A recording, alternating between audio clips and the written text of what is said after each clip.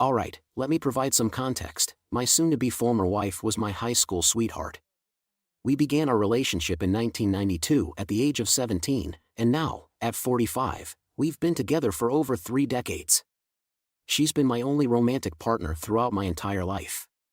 Our marriage took place 5 years after we started dating, at the age of 22, immediately following our college graduation. A year after tying the knot, we welcomed our first child into the world, followed by a second son 5 years later. For 23 years, I devoted myself to her, constructing a home and tirelessly laboring to provide her with the life she desired. Undoubtedly, we encountered challenges along the way, as most marriages do. However, even amidst the darkest moments, we managed to navigate through and emerge stronger, which is why the revelation of her infidelity was particularly devastating. Flashback to March 2020 when I first got the feeling something was off. For a good 2 months prior, we were in a funk. I was on the mend from reconstructive knee surgery, having blown out my ACL in the fall of 2019. But I was still lacking in movement. At the time, I only had about 55% range of motion on my knee. This took a toll on quite a lot in the house. I was out on workers' comp as I had been injured on the job, and I was unable to do my usual household duties. So, a lot got backed up. My sons would do what they could, but tasks only I was capable of doing had to be put on the back burner, or my wife had to do them, which she wasn't pleased with. Things also crawled to a standstill in the bedroom between us. It had already slowed down prior to my injury, but in the state I was in at the time, it completely stopped. During these months, my wife, let's call her Sue, was spending more time hanging out with coworkers after work. Between November 2019 to March 2020, it was a regular occurrence for her.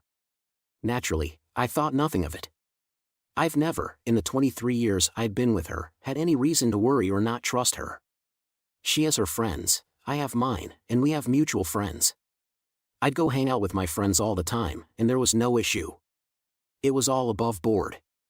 It was around January of this year that I noticed something odd. Sue started getting noticeably distant with me. Sure, we were in a funk, but she'd never deny me affection to that point. The usual hugs and kisses she'd give me came to a halt.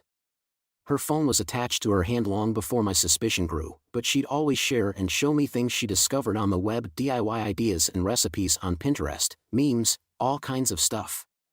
But she was now being guarded about her phone. Even her interactions with me became more snippy, as if she couldn't be bothered. So, we're now in March, COVID has arrived, and New York City is locked down. Our chosen careers fall under the essential designation, so neither of us has to work from home.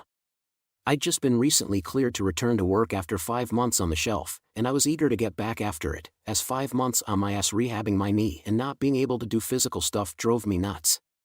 For context, I enjoy physical activities. I'm an avid martial artist, and I'm typically in the gym 4 days a week, on top of all the home projects I did. Within a week or two of the lockdown, my soon-to-be ex-wife alerts me that she's going to have to start putting in extra hours again. I think nothing of this, because of her field. Of course, I was under the assumption it'd be every other day, but no, it was every day, and not just an hour or two. She'd come home 3 or more hours later and go straight to the shower, spend a little time with me, a little time with our 17-year-old, our 22-year-old leaves with his girlfriend cross down, and then go to bed.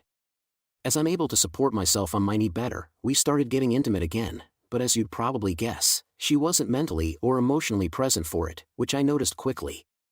So, by early April, the picture started getting clearer to me. All of the signs were pointing to the idea that she was having an affair. That's when I decided I needed to find answers. So, I scoured the internet on things I should be looking for, signs of infidelity in one's partner, and sure enough, she was pretty much ticking all of the boxes on such behavior. So then my search inquiry advanced to, how do I find proof? I started with her social media, looking at her Facebook entries from months prior. It's pretty much the usual, pictures of us and our sons, pictures with her and her friends, and more than a few pictures of her nights out with coworkers. In these pictures, it's a mixed bag of her closest friends from work and a couple of folk I've never met from her work. But I see one recurring thing in a number of these pics, one guy. In every picture he's in, he's rather uncomfortably close to her, his arm around her shoulder or his hand on her lower back, way too close for a guy I've never personally met. Needless to say, that put a sour taste in my mouth, but that wasn't the worst of it. No, the worst was the fact that apparently this dude is a friend of hers on Facebook and follows her on Instagram. So I go to look up his Facebook account, and wouldn't you know it, I'm blocked. Why the hell am I blocked from seeing this guy's Facebook account, but he's friends with her on Facebook? Yep, now I'm in Batman detective mode. At that point, I wasn't even trying to deny it. I knew she was cheating on me with this guy. My mission was to find out for how long, and over the course of April and May, that's what I did. You know, I never had any clue the depth of info you could secure from phone texts and email records up until then. We have a family plan cell phone package, and I was able to pull up quite a bit of data. My soon-to-be ex-wife's data history was telling. The two most frequent numbers she had interacted with from October 2019 to April 2020 were my own and a number I'd never seen before. Take a wild guess whose number it was. A quick check on Google and I confirmed it was the dude from the photos who blocked me on Facebook. We'll call him POS, because that's what he is. Again, the picture becomes even clearer at this point, but a lot of their messages and texts were disjointed, which meant she was deleting a lot of them. I knew she was cheating on me with this guy, but nothing in the data could serve as a smoking gun. I needed more evidence. It's at this point that I tell my best friend Oz what I had found. He asked me if I had confronted her with what I had. I said no because I felt like it wasn't enough. That's when he told me about an app that I could download to apparently spy on her communications in real time. I won't say the name, as I don't know the rules on that here. I got it installed, synced up my data plan, and waited. Within days of doing so, I finally saw it, a text string between the two of them talking about how much fun they'd had the previous night and making plans to do it again that weekend. Boom, gut punch. To say I was completely devastated was an understatement. I guess that moment counts as my D-Day, and for the next 2 days after, I was just broken.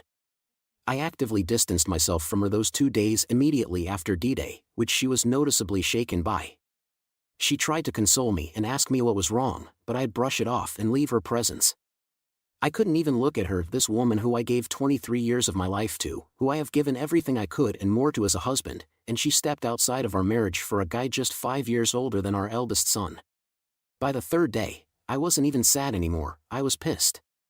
I contacted Oz to let him know my suspicion was confirmed, and he asked me if I had confronted her yet. My answer was no, and I told him I wanted payback. I didn't want to just divorce her, I wanted to destroy her. I wanted to leave her life in shambles and ruin her. It was going to take time to do so, and I devised a plan. In my readings and research on infidelity, I had seen a quote that resonated with me: "The enemy of infidelity is unpredictability," or something to that ilk. That was going to be the basis of my plan. I was going to make her life hell on wheels while also secretly planning my exit strategy. So, we're now in early June, and I've still got the app installed. Pretty much every night, I'm gathering as much data as I can, seeing their back and forth messages.